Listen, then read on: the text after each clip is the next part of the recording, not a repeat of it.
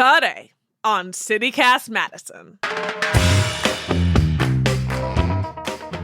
It's Thursday, so of course we're dishing on Madison's food scene. A new chapter has come for a Madison institution. Halong Bay, the long-running, super popular Southeast Asian restaurant on Willie Street, is under new ownership. Earlier this year, the founding owners passed on the reins to the next generation, their nieces Jacqueline and Stephanie Lay.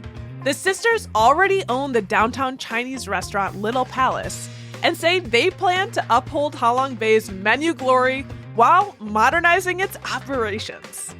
We sat down with Jackie and Stephanie to ask what's next. It's Thursday, April 4th. I'm Bianca Martin, and here's what Madison's talking about.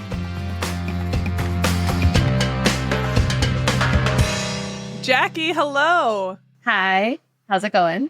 Very good. And Stephanie, what's good? Everything's good here. And that's the truth. And that's been the truth since I have been in Madison. Everything is good at Halong Bay. So there is new leadership. Y'all are taking over the wonderful Halong Bay. Why did you want to make that move? Jackie, starting with you. Sure. I mean, for us, we are very close with our family. Having a family restaurant has always been a part of our lives.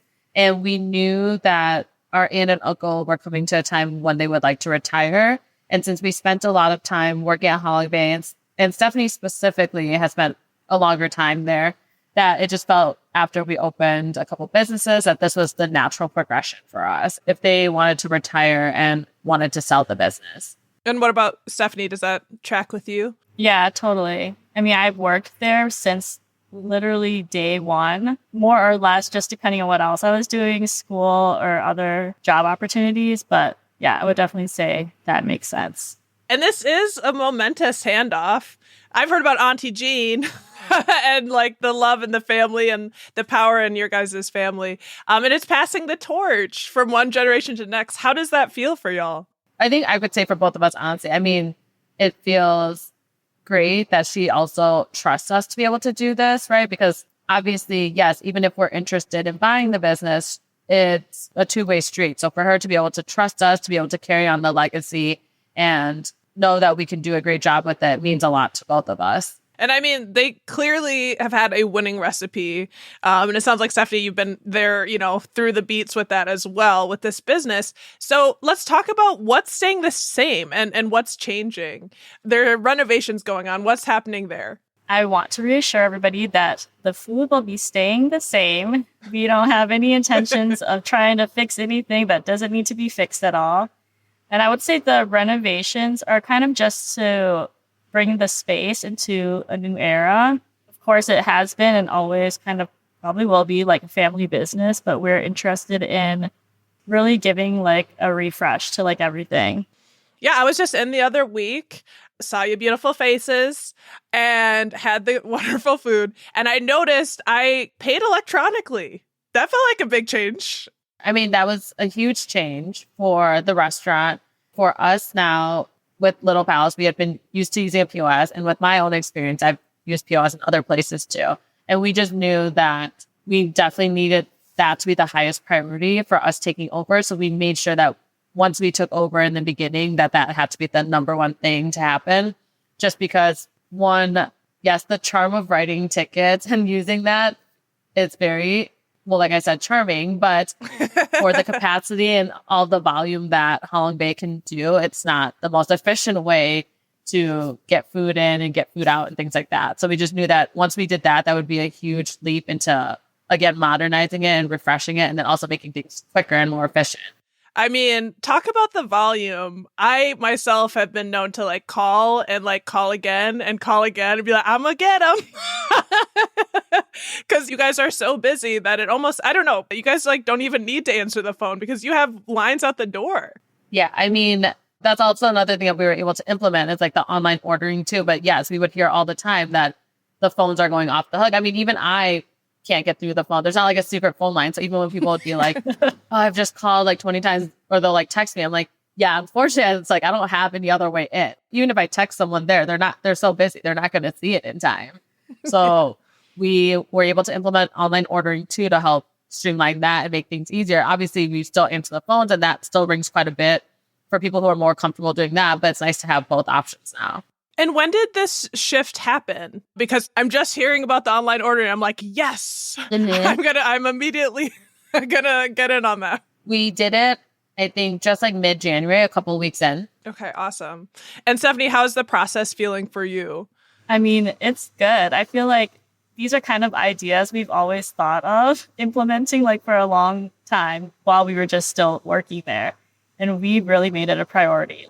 We're going to have to do these things as soon as possible to like keep up with the volume. I think trying to streamline and make things more efficient is definitely a big priority. And just for folks who, haven't worked in the restaurant industry, POS is point of sale system. So when you see people typing in, versus the handwritten receipts, I used to work at Notchbiel and, writing everything out. They've also modernized. Like, it's a thing. It's coming. I know change is hard for people, but also the idea that you can serve more people seems like a win. Yes, exactly. Have there been any challenges in your transition? I think overall, yes, there's always going to be challenges, but I feel like it's been more so where we hear feedback more on the supportive end. And like, yes, of course, there's going to be some things, but I think more it's like the change that kind of can scare people. Change can be difficult. I think they get worried that it's going to change too much and things like that. But we do reassure them that honestly, like it's something as simple as like our mom, who is Jean's sister, right? So that's how we're related, is like still there. She's been there since day one. And even though we've taken like little breaks and things, we also know it very well from the beginning, from us being there since day one. So like, and our goal is again, not to change things. So again, we just try to reassure people like really the essence and like the soul will still be the same. We just want to also make it better to reach more people. And so that everyone can have a great experience coming in. And I think that is helpful. And then when they maybe come in a couple of times and they notice like, oh, it hasn't really changed, they're very receptive of that. Can you talk about the renovation specifically? I understand you'll be updating the dining area and the kitchen. What's that going to look like? So yes, we are updating the dining area and the kitchen to just give like a small snippet of what's going to happen. I mean, we do plan to put in a bar. So we would like to have more of a fun cocktail program there. And then we also, with the kitchen, we are going to make it a little bit larger. And it's not like anything super grand or anything, but just adding even like a few feet here and there makes a huge difference to also help us get more equipment in, get people in and out faster, things like that, and just be able to service more people. So, and Stephanie, how about the kitchen? Like having a few more feet, how is that going to impact cooking and what's possible there? Oh, yeah. We're looking to be able to cook food faster. So we'll be able to have more people cooking. And by expanding it a little bit, we're going to make the space a little more comfortable to have more people working at the same time. Like right now, if you've ever been in the kitchen, it's very small. And I think a lot of people are quite surprised when they see how small it is for the amount of food we're putting out. Oh my goodness. I can only imagine because, I mean, you guys are feeding the whole city. That's my point of view. Yeah.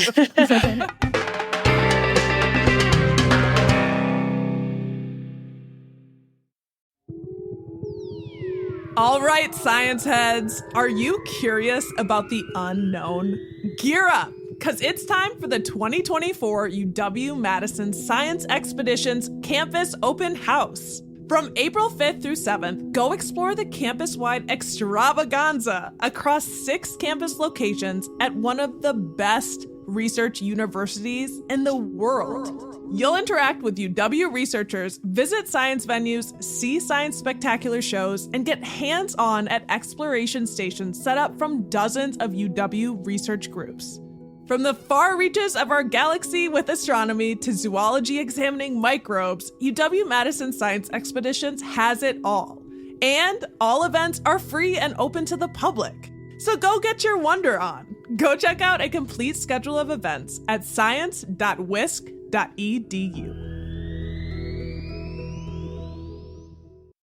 This episode is brought to you by ShipStation. If you run an e-commerce business, you know how much work it takes to produce something great while dealing with complicated shipping issues. That's why over 130,000 companies have turned to ShipStation, an innovative tool that allows you to focus less on shipping and more on building your brand. With ShipStation, you can manage orders, label printing, reporting, and customer service on one easy-to-use dashboard. You'll reduce warehouse costs with reliable enterprise solutions and save thousands on shipping costs with discounts up to 89% off. Plus, you can effortlessly import orders from everywhere you sell online. So, turn your shipping challenges into opportunities for growth. Go to ShipStation.com and use code POD to sign up for your free 60-day trial. That's ShipStation.com, code POD.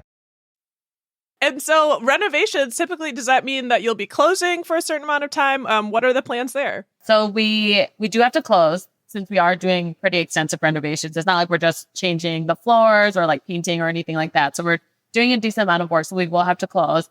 But we are fortunate that we still have the space where we utilize Little Palace at so that we can transition to Little Palace in order to be able to, make sure that we're not closed for too long. So really during this time, we're just closing for like a couple of weeks or so in order to just get a hang on things, get the renovation process going, and then also getting our staff who aren't familiar with Little Palace familiar here. And then, so we don't know exactly how long we'll be closed at the Willie Street location, essentially, but people won't have to be without Howling Bay for a long time. We'll do a hybrid menu, though. So it'll be a blend of Little Palace and Howling Bay. Okay, thank God. Because I just have to say, I was clinically diagnosed with obsession over those spicy blistered green beans at Little Palace. I have been lost without them. Are those coming back? Yes, that's definitely a yes. I would say we can definitely confirm that will be part of the blended menu. Okay. I did want to ask, and for folks, Little Palace was new to me when I moved back to Madison, and it was just this amazing take on like real Chinese food, but like Americanized style. Is that how would you describe Little Palace? And you guys are located on King Street, right? A little bit past the Majestic Theater. Yeah, so we are American Chinese food. So just like the classics that I would say everyone, maybe almost everyone knows, like sesame chicken, orange chicken, General Tso's, fried rice, lo mein, kind of all of like the American Chinese classics. So nothing new, but I feel like a really great take on it. And so it's going to be a hybrid during this renovation. What is happening with Little Palace in the long term? So when we closed Little Palace to focus on Halong Bay, we did say that it would just be on pause. And we're just closing essentially the first iteration and that we plan to reopen. So those words weren't just fluff. We just didn't have a good timeline, but we do plan to open Little Palace. And we do have essentially things in the works that we're figuring out and just finalizing. But Little Palace will reopen. Just things can change so much in general with like renovations or whatever it is that I try to just kind of take things day by day. All we know for sure is that we will reopen. So timeline and things like that are still up in the air. And Stephanie, you are in the kitchen and you said that there won't be big changes to Halong Bay's menu. Will there be any changes when y'all reopen? I mean, we don't have any major ideas in mind now. We have toyed with the idea of maybe just doing like specials, which is something we did at Little Palace. And sometimes it's just like a fun way to share something new and also be a little creative on our end also.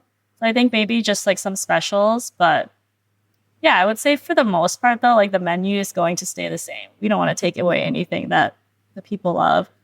Yeah, if it's not broke, there's no reason to fix it, like you said. And genuinely, Halong Bay's menu is legendary. Like, you guys have so many options. I do want to know, what's your favorite dish, Stephanie? My favorite dish is probably... I'm going to choose a couple. Kind of depends on my mood. That's a hard question. I really love the Nam Khao Tot, also known as LS7. Everybody knows LS7, I think. The crispy rice with the pork Nam sausage. So that's one of my favorites.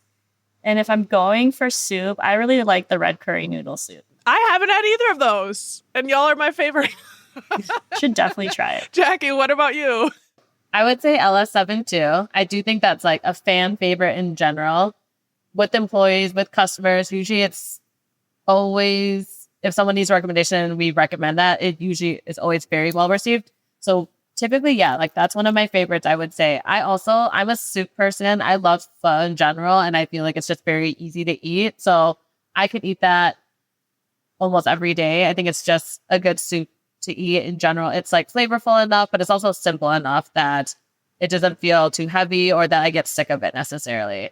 So those would be two of my favorites. And then like for the appetizer side, I mean, I love also it's like what we call AP10. So it's a spring roll with the egg roll inside of it. So that one is like one of my favorites too.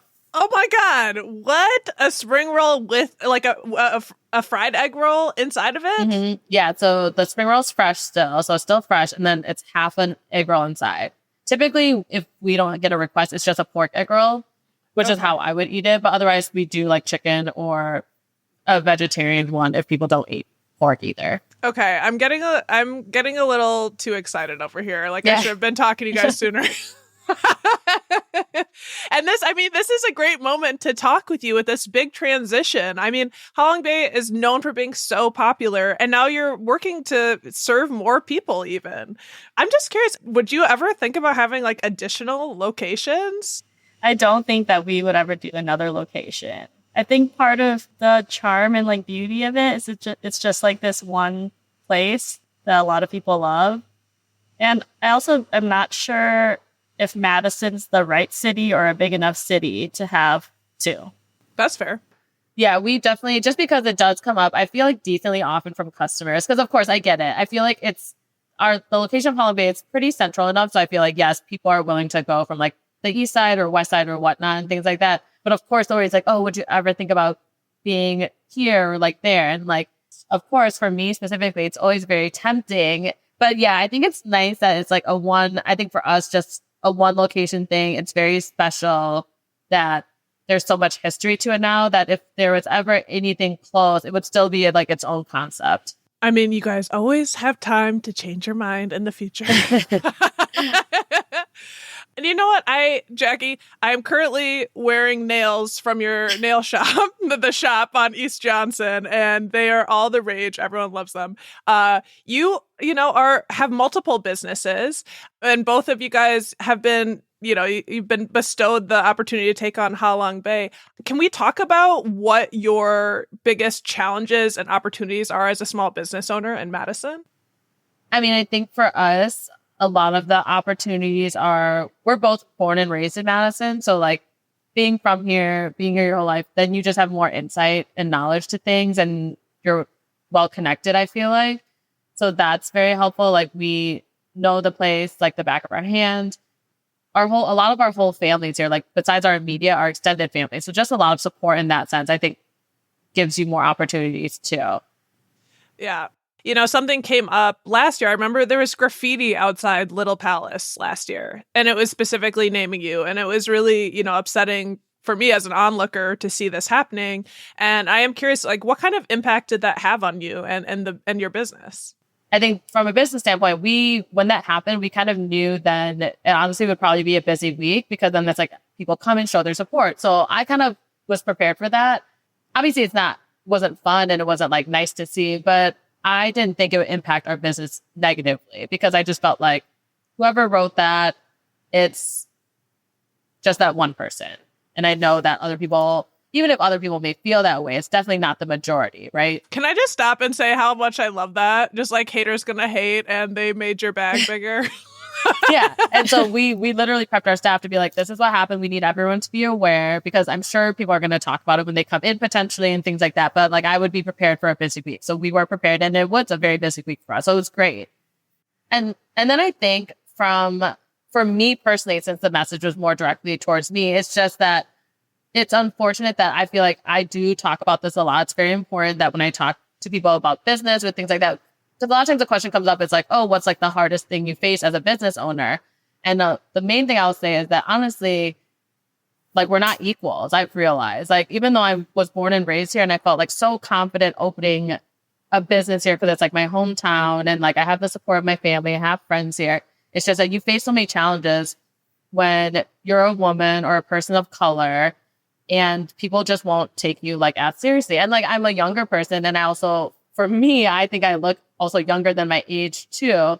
So to get overlooked or people would just be dismissive and things like that, that unfortunately that message that happened, it just kind of reaffirmed that those sentiments that I talk about pretty often are still true, right? Because the language itself in that message was very misogynistic. And even if someone was in my position and I believe, if they were like a man or something like that, or let's just say a white man, that even if someone felt that way, the message would not be the same.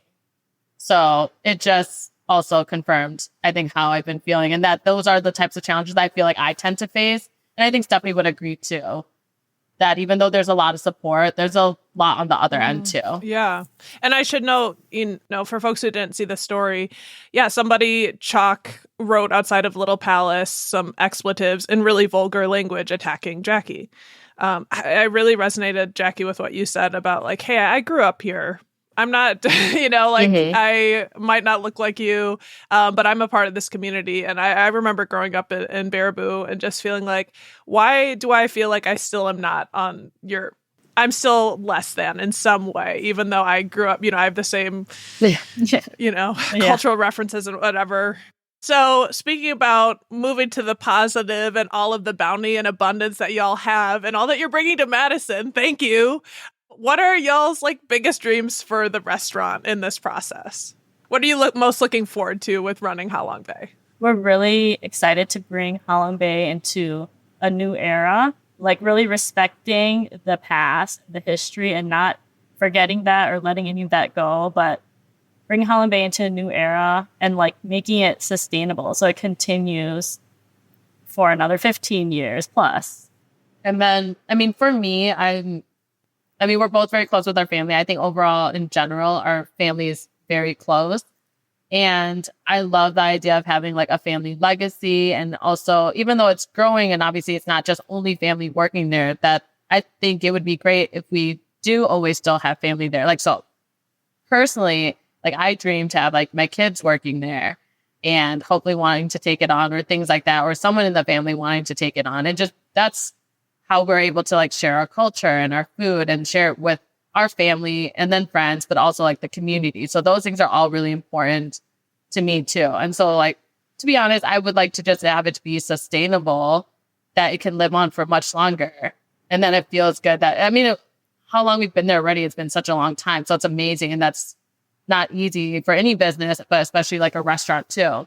And then honestly, our parents are refugees, our families are refugees. So for them to be able to come here and do something that's so long-standing is amazing. So it's just part of our history, too, that we get to share with the community. Long live Ha Long Bay. I'm so excited for you ladies and for everyone in the community and your family. Long live the Lay family and your works in the community. It means a lot. Thank you so much for joining us on CityCast Madison to tell us about the updates at Ha Long Bay and Little Palace. Hope to have you back soon. Thanks for having us. Yes, thank you for having us. That's Jacqueline and Stephanie Lay, new owners of Ha Long Bay. While Ha Long Bay may be closed for a bit, y'all don't freak out. The sisters say their plan is to reopen Little Palace later in April for takeout and dine-in service to get you through.